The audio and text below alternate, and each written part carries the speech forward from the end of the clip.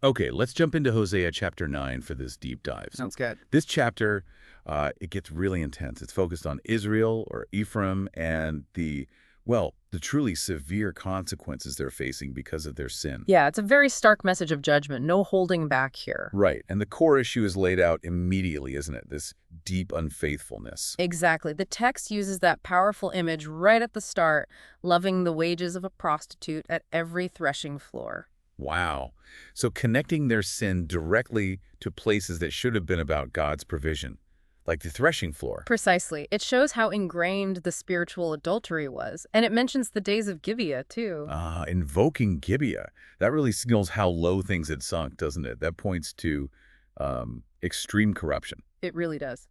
Gibeah, back in Judges, was a time of absolute societal breakdown, horrific violence. So saying things are like that again, it's serious. It's not just minor slipping, it's deep rot. And there's that specific event mentioned as like a critical turning point, Baal-peor.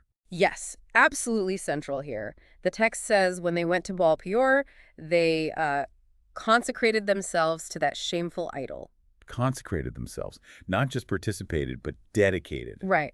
And the consequence described is fascinating and terrible. They became as vile as the thing they loved. Became as vile as the thing they loved. That's Uh-huh. incredibly powerful. It wasn't just punishment for it, but a transformation by it. Exactly. They took on the character of the idol. And this deep corruption, this hostility, it also meant they couldn't even hear truth anymore. Yeah, the prophet is called a fool, the inspired man a maniac.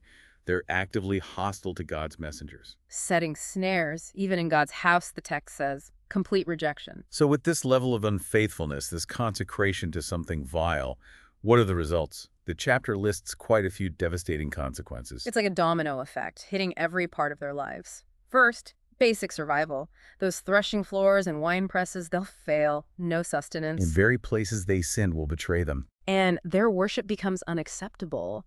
Sacrifices are like bread of mourners, unclean, can't even come into the temple. Food becomes just for survival, no connection to blessing or God.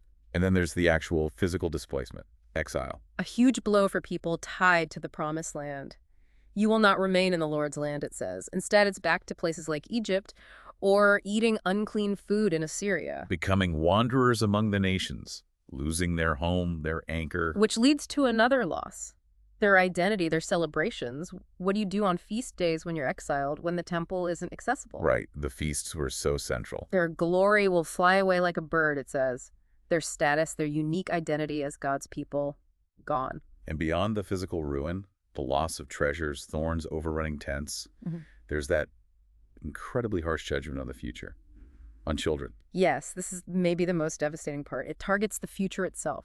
No birth, no pregnancy, no conception. Just stopping the lineage. And even if children are reared, God says he'll bereave them of everyone. He'll slay their cherished offspring. The imagery is brutal. Wombs that miscarry and breasts that are dry. It signifies a complete cutting off. Their root is withered. They yield no fruit. The nation's future is blighted. And all this feels like such a stark contrast to how God initially saw them. It really is. The chapter briefly recalls God finding Israel was like finding grapes in the desert or seeing early fruit on the fig tree.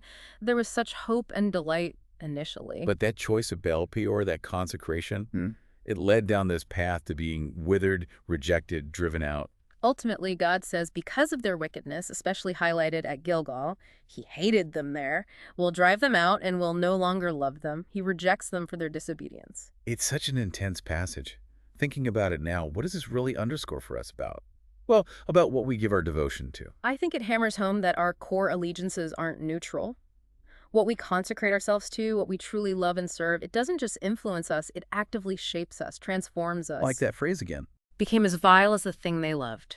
It shows the profound power, for good or bad, in where we place our ultimate commitment. It has real cascading consequences. So as you reflect on this chapter, maybe consider that idea, becoming like the thing you love. What does that suggest about the transformative power of what you personally consecrate yourself to?